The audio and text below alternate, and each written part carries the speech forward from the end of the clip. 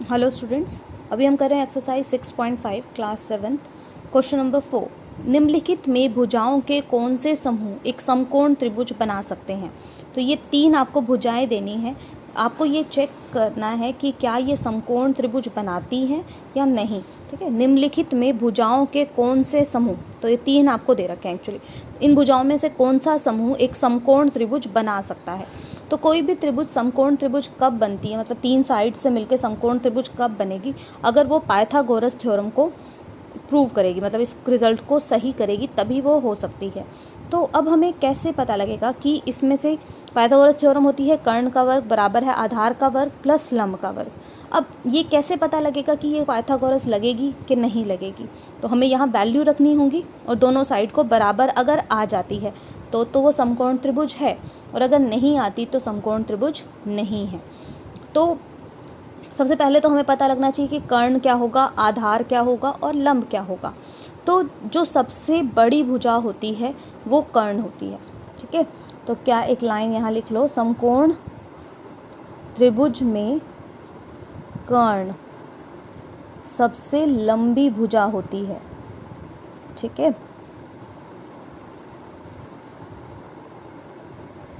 और यहाँ पे सबसे लंबी भुजा क्या है, सबसे लंबी भुजा ये 2.5 है, 6.5 है, 6 है, तो सबसे लंबी हो गई 6.5। तो इसको हम कर्ण लेके चलेंगे, बराबर होना चाहिए आधार, किसी को भी आधार ले लो। 2.5 को मैंने आधार ले लिया और 6 बचा, उसको हमने लंब ले लिया। ठीक है, अब वर्ग निकालना है, तो वर्ग का मतलब है 6.5 इंटू 6.5 बराबर होना चाहिए 2.5 का वर्ग, मतलब 2.5 इंटू 2.5 और 6 इंटू 6। ठीक है, तो 6.5 का स्क्वायर का मतलब है 6.5 मल्टीप्लाई 6.5, 5 पंजे 25, 2 5 6 30 और 2 32, 6 पंजे 30, 3 36 37 38 39, 5 2 9 10 11 12 1। ठीक है, तो 4 2 2 5। और डेसिमल कैसे लगता है, डेसिमल के बाद एक डिजिट यहाँ पे, एक यहाँ पे, तो 2 डिजिट हो गए। तो 1 2 2 काउंट करके आप यहाँ डेसिमल लगाएंगे, 1 2 काउंट करके डेसिमल लगा देंगे। अब 25 को 25 से करके आता है 625, और डेसिमल के बाद एक डिजिट यहाँ एक यहाँ, तो 2 के बाद आपने डेसिमल लगा देना है, और यहाँ से आ गया 6 6 36। अब इन दोनों को प्लस करना है, तो 36 में प्लस करना है, तो डेसिमल नहीं है तो पीछे 0 0 लगा। 6.25 प्लस करना है, तो 6.25 कैसे करेंगे, 6 यहाँ 25 यहाँ, 5 2 6 12, तो ये आ गया 42.25 42.25। ठीक है, तो ये दोनों बराबर आ गए, तो हम लिखेंगे लेफ्ट हैंड साइड बराबर है राइट हैंड साइड के। तो ये एक समकोण त्रिभुज है। तो ये एक समकोण, ये रफ वर्क है आपका, इसको नहीं करना इधर।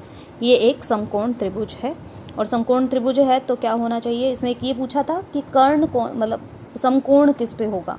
तो ये जो दो भुजाएं हैं, ठीक है, तो वो समकोण बनाएगी। अगर हम इसमें ऐसे लिख दें इसको, कर्ण तो हमें पता लग गई 6.5 है, ये 6 मान लेते हैं, ये 2.5 है, तो A B C, तो B समकोण हो गया, B समकोण है। नेक्स्ट क्वेश्चन देखिए, इसमें 2-3 भुजाएं ये दे रखी हैं, तो हम लगाएंगे पाइथागोरस क्या कहती है, कर्ण का वर्ग बराबर है आधार का वर्ग प्लस लंब का वर्ग। तो कर्ण सबसे लंबी भुजा होती है, तो यहाँ 2 2 5, तो 5 सबसे बड़ा हो गया, ये 2 का वर्ग हो गया और ये 2 का वर्ग हो गया, 5 पंजे 25, 4 प्लस 4, तो ये 8 बराबर नहीं है किसके, 25 के। तो ये दोनों साइड बराबर नहीं आई, तो मतलब ये समकोण त्रिभुज नहीं है। अगर बराबर आ जाती तो समकोण त्रिभुज है, नहीं आ रहा तो समकोण त्रिभुज नहीं है। इसका थर्ड पार्ट देख लीजिए, 3 पार्ट हैं इस क्वेश्चन में। अब बची ये 1.5 2 2.5, तो फॉर्मूला लगाइए, कर्ण का वर्ग बराबर है आधार का वर्ग प्लस लंब का वर्ग। तो कर्ण सबसे लंबी भुजा, तो 2.5 है सबसे बड़ा, तो उसका स्क्वायर बराबर होना चाहिए आधार 1.5 का स्क्वायर लंब 2 का स्क्वायर। तो 2.5 का स्क्वायर क्या हो गया आपका 25 25 अभी हमने किया था, 625 आता है।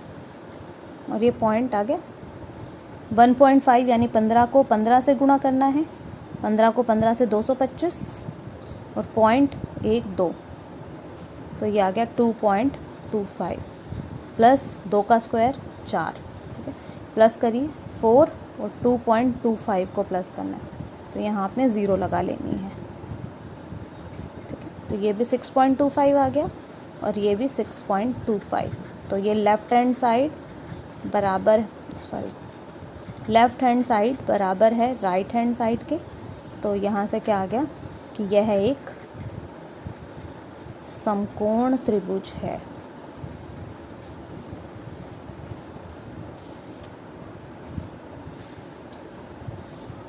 और समकोण त्रिभुज है, समकोण कैसे बनेगा, आपने ये लिया तो सबसे बड़ी भुजा कर्ण होती है, तो 2.5 ये आ गई, किसी को भी 1.5, इसको 2 लिख लीजिए, ए बी सी, तो बी समकोण है, ठीक है। इसमें लास्ट में पूछा हुआ है अगर समकोण त्रिभुज है तो समकोण कौन सा है, तो यहाँ हमने बोल दिया बी समकोण है जो 2.5 कर्ण है। तो कर्ण के सामने वाली भुजा जो होता है 90 का एंगल होता है, 90 के सामने वाली कर्ण होती है, तो ये आपको ध्यान रखना है, ओके।